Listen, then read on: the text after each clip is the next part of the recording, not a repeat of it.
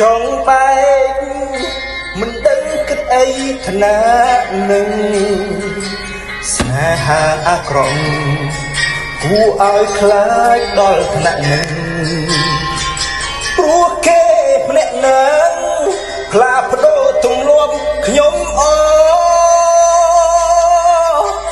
ផាញ់ទីនៅតែវិលធម្មតាម្ដេចខ្ញុំយល់ថាខ្លួនឯងតែខ្សោះក៏ក្រោះឆាប់គេផ្ញើឲ្យលុបនោះលុបមិនដែលអស់បែកគេម្នាក់ស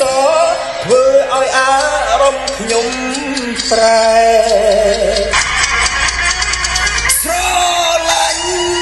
ពុំណាឆាចោទាំងចំណែកចិត្តស្មោះចុងក្រៅចោលលុយទៅទេ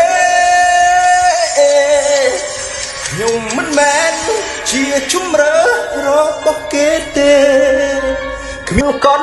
លែងទំនេរសម្រាប់ឲ្យខ្ញុំឡើយគេញ័រសាច់បាច់ពីខ្ញុំទូប្រឹងបង្ខំក៏លែងដូចដើមទៀតឡើយត្រូវតែឆាចោលគ្មានសង្ឃឹមទៀតឡើយគ្មានពីងស្ដាយក្រោ